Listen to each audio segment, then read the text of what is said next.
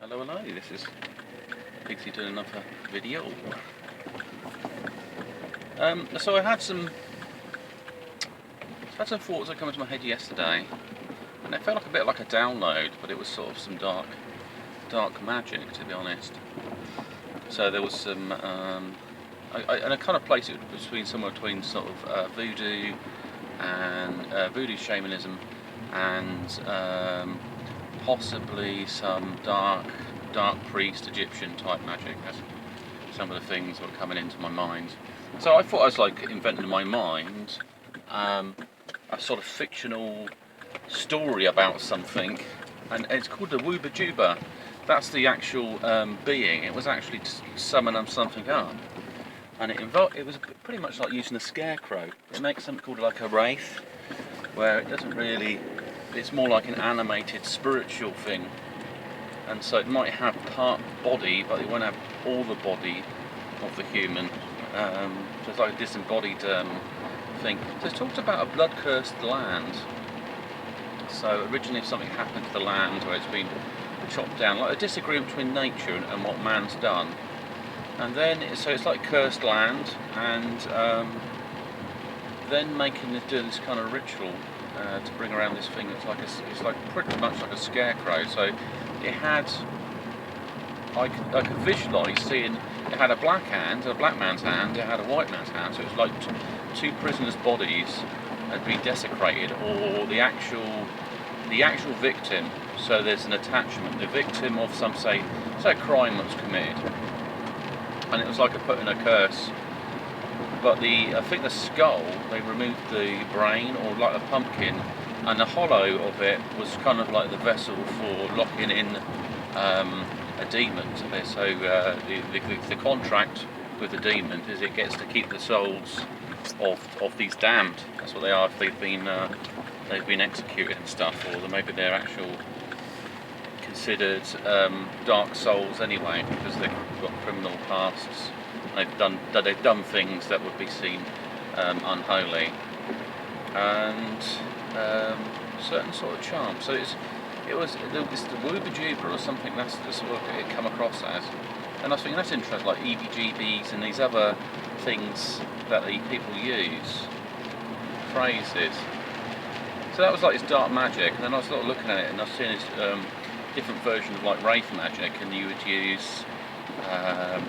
Where you've had cremations and you'd use the ashes could be used for certain possession magic.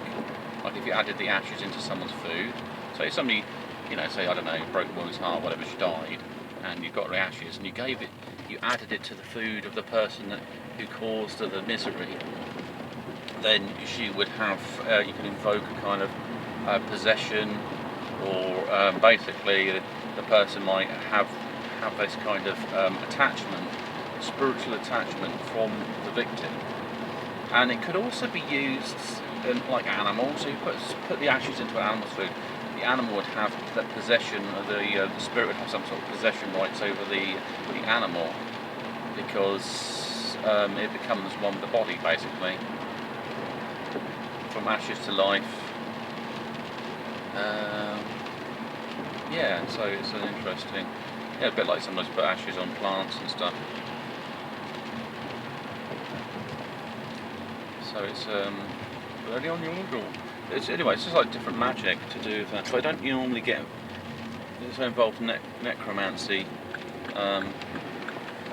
using ashes. Or you could put it on property, land. That's kind of you could basically curse or bless something with that. And so the ancestor spirit would look out for you, or would be working against the person. And there's probably some invocational stuff to remove the curse as well. But some plants have blessed and cursed abilities, basically. I never really talked to a plant and said, curse this person, but if a person had that type of plant on their property, then it might be something you could invoke, because the plants are connected.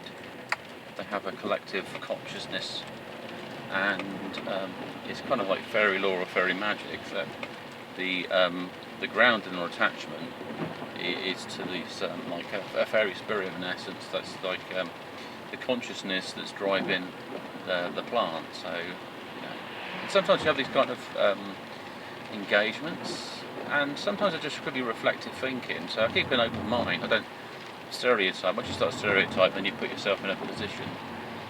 So a bit like I heard this like little voice going, "Isn't it?" Like a really high voice in my head, and I was doing something else. I wasn't really thinking about it, and then I decided to be consciously aware of it. So I thought that's weird, and I think, well, yeah, because of this stuff that's going on with him being ill.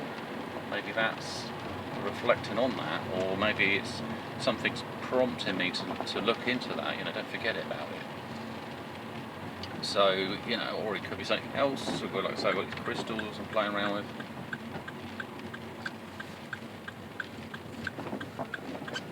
But I haven't really looked into so much ancestral magic.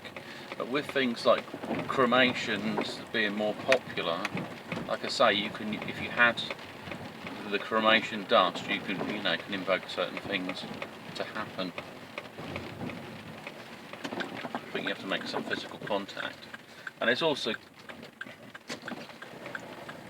not always bad when you've got cremationed ashes to put some herbs or put something that person has a positive attraction to, or in some way, like they've always loved lavender, or maybe like basil or something. Put that in there. That's more pleasing to the spirit in there. There's that connection. So anything else on that? No, but it's just kind of his stuff that comes into your mind. You think, that's interesting. Where did all that origins of that idea come into my mind? But I think it would make a good horror film, a Woobajuba. Kids playing in the field. They set fire to the farmer's field, and his scarecrow seeks revenge. Anyway, on that note, this is Pixie, and have a great day. Bye.